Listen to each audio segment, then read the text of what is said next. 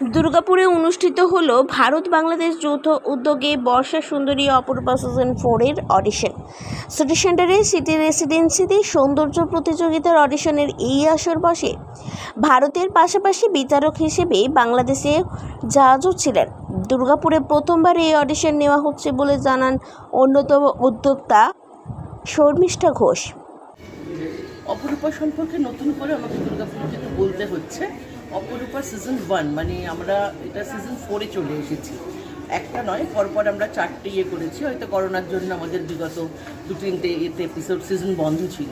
এটা একটা ইন্দো বাংলা প্রথম বিউটি প্যাজেন্ট এবং আজকের জন্য মানে আজও আমরা বাংলাদেশ এবং ভারত তো আর এত বড় ভারত নিয়ে তো আমাদের করা সম্ভব না, প্যান ইন্ডিয়া নিয়ে শুধুমাত্র পশ্চিমবঙ্গ নিয়েই আমরা এটাকে নিয়ে করছি।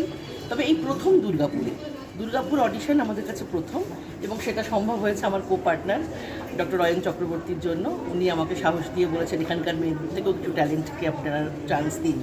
এমনি কলকাতায় যারা আমাদের অ্যাডস বা কিছু দেখে আসে সেরকমভাবে তো আসেই, কিন্তু এখান থেকে যে বিশেষভাবে এসে একটাভাবে এখানকার মেয়েদের বর্ধমান ডিস্ট্রিক্ট থেকে নিয়ে যাওয়া, এই জার্নিটা আমাদের এবছরের প্রথম। আর অপরূপা একটা এমনই মানে প্ল্যাটফর্ম, এই প্ল্যাটফর্মে আমরা শুধু যে একটা সুন্দরীদেরই সবসময় সুন্দরী মানেই যে হেঁটে যাবে আসবে এটা নয়, ওভারঅল একটা মেয়েদের একটা স্পেশাল গ্রুমিংয়ের মধ্যে থেকে আমরা এদেরকে করি। সেখান থেকে শুধুমাত্র পশ্চিমবঙ্গের মেয়েরা নয়, বাংলাদেশের মেয়েরাও পার্টিসিপেন্ট ফাইনাল পর্যন্ত থাকে। এটা আমাদের অডিশন রাউন্ড। সেম অডিশন কিন্তু বাংলাদেশেও চলছে, কিন্তু আমাদের দুই দেশেরই এখন একটা ভীষণভাবে একটা এমন বিপর্যয় যাচ্ছে, তার মধ্যেও যে এই অনুষ্ঠান হচ্ছে এই নিয়ে হয়তো আমরা খুবই আমরা দুঃখিত দুই দেশেরই এরকম ব্যাপার। কিন্তু তবুও অনুষ্ঠানগুলো না করলে নয়। পূর্ব থেকে আপনি জানেন এরকম ধরনের প্রোগ্রামগুলো করতে গেলে ডেটগুলো আমাদের লক করা থাকে, তা নাহলে বিভিন্ন মানুষেরও ক্ষতি হয়ে যায় যারা এইসব প্রফেশনের মধ্যে আছে।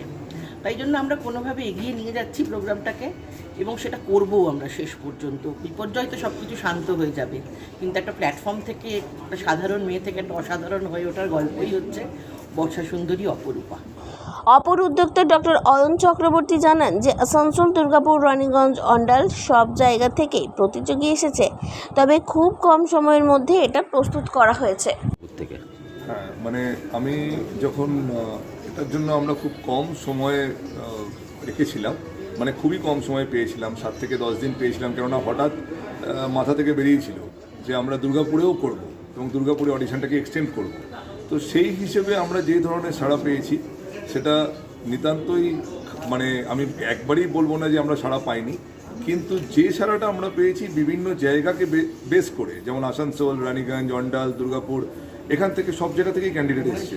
এই দিন বিচারক হিসেবে প্রাক্তন মিস বেঙ্গল বাংলা সিরিয়ালের অভিনেত্রী সহ বাংলাদেশের 2 জন উপস্থিত ছিলেন। দুর্গাপুর ও আশেপাশের প্রতিযোগীরা র্যাম্প ওয়াকের মাধ্যমে নিজেদের উপস্থাপনা করেন।